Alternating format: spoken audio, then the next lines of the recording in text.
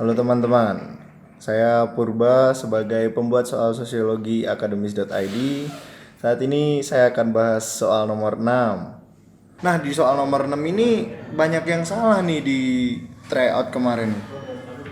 Nah, kita bakalan bahas tentang tokoh-tokoh yang mendukung suatu teori di sini. Oke, kita bahas satu-satu. Karl Marx.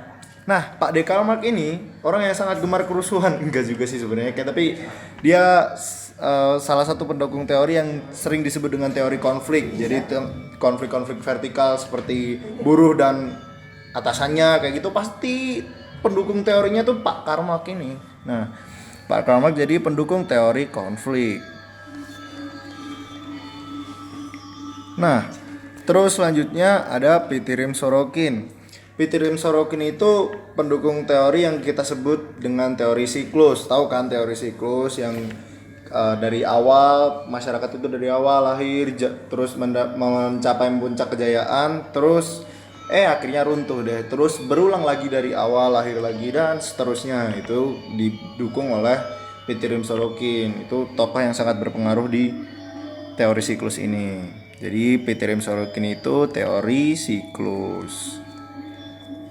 Terus Auguste Comte. Nah, Auguste Comte ini sangat punya kesamaan dengan tokoh yang bernama, ayo siapa yang tahu? Ya, Herbert Spencer. Nah, Herbert Spencer dan Auguste Comte ini punya teori yang namanya teori evolusi nih. Nah, teori evolusi yang sangat umum digambarkan sebagai perubahan yang sangat lambat dalam perkembangannya. Itu didukung oleh Auguste Comte dan Herbert Spencer yang punya kesamaan dan sangat sulit untuk membedakannya. Pandangan mereka tuh sama gitu. Kalau pacaran mungkin jadi dua sejoli yang sangat serasi gitu ya.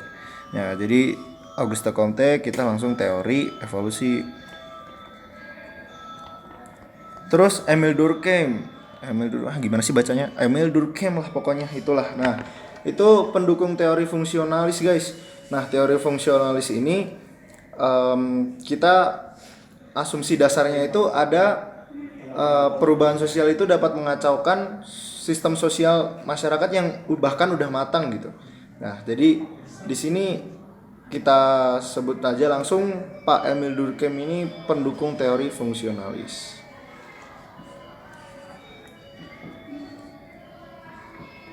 Nah, terus yang terakhir ini nama yang sangat Indonesia, yang kebanggaan kita semua, Bapak Suryono Sukanto. Nah, Bapak Suryono Sukanto ini sangat berpengaruh dalam pendidikan sosiologi Indonesia, terutama pengembangan penelitian dan ilmu sosiologi di Indonesia.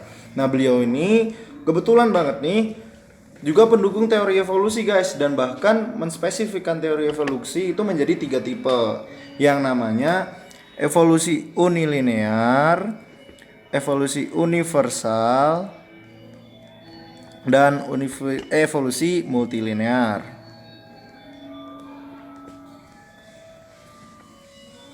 Linear. Oke, begitu lah. Nah, jadi terus kita sekarang lihat soalnya nih. Teori perubahan sosial yang terkenal ada teori evolusi. Wah, oke, teori evolusi. Berarti yang kita coret mana aja nih? Teori konflik coret. Udah berarti Pak Karma gugur. Pitirim Sorokin teori siklus coret. Emil Durkheim teori fungsionalis coret. Oke, jadi kita ingat kalau evolusi itu ada Bapak Auguste Comte dan Suryono Sukanto. Nah, Bapak Auguste Comte dan Suryono Sukanto ini punya pandangan yang sama tentang perubahan sosial, yaitu evolusi. Tapi kita lihat soal selanjutnya nih. Di dalam teori terdapat 3 kategori utama, yaitu evolusi unilinear nih tadi, evolusi universal dan multilinear. Jadi kita tahu semua jawabannya bahwa tokoh yang mendukung teori yang dimaksud dalam soal nomor 6 adalah Bapak kebanggaan kita, Suryono Sukanto. Yaps, selesai. Jadi jawabannya adalah E. Nah, terus nomor 8. Nah, nomor 8 ini di TO kemarin juga salah satu soal yang banyak yang salah. Nah, sebenarnya apa sih sebenarnya nomor 8 ini? Kita lihat yuk. Nah, di sini kita disajikan tipe-tipe lembaga sosial nih. Nah, di sini dari jawaban di sini kita bisa golongkan approved institution dan unsanctioned institution. Itu sebenarnya masuk ke apa? Approved itu diterima oleh masyarakat. Terus unsanctioned itu tidak diterima tapi tidak bisa gagalkan juga oleh masyarakat. Jadi kita anggap ini tidak diterima gitu ya. Nah, ini dilihat dari sudut apa sih tipe lembaga sosialnya? Jadi dari approved dan unsanctioned itu dilihat dari sudut penerimaan masyarakat.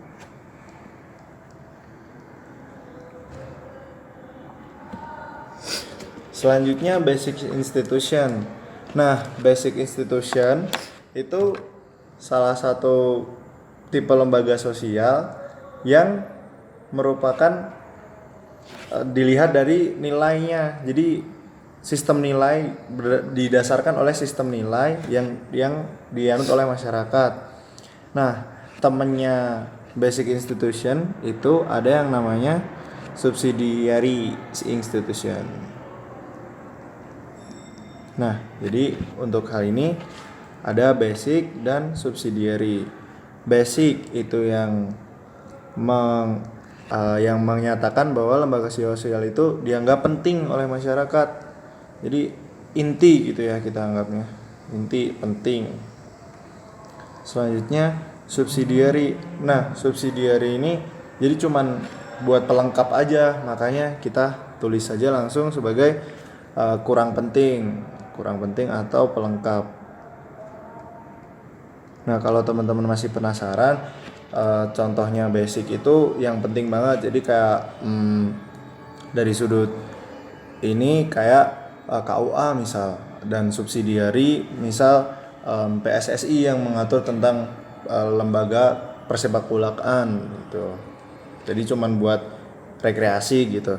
Nah, terus yang selanjutnya ada lembaga sosial terencana. Nah, sosial terencana dan tidak terencana ini sebenarnya tipe lembaga sosial yang kayak gimana sih? Nah, sosial dan terencana dan tidak terencana itu contoh lembaga sosial yang berdasarkan proses terbentuknya. Nah, sekarang kita kembali ke soal.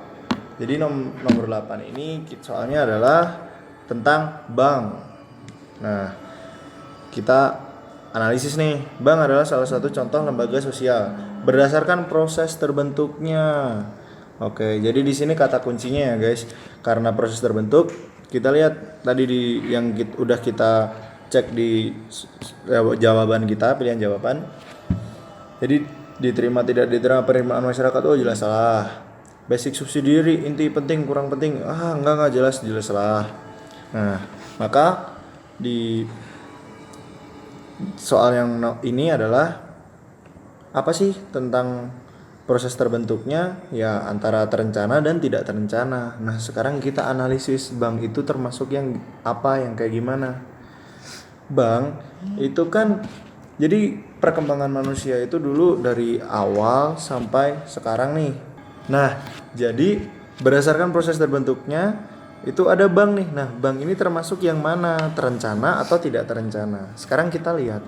Bank dulu itu kan masyarakat nggak punya yang namanya alat penukar ya. Jadi dulu nggak ada uang. Tidak ada uang.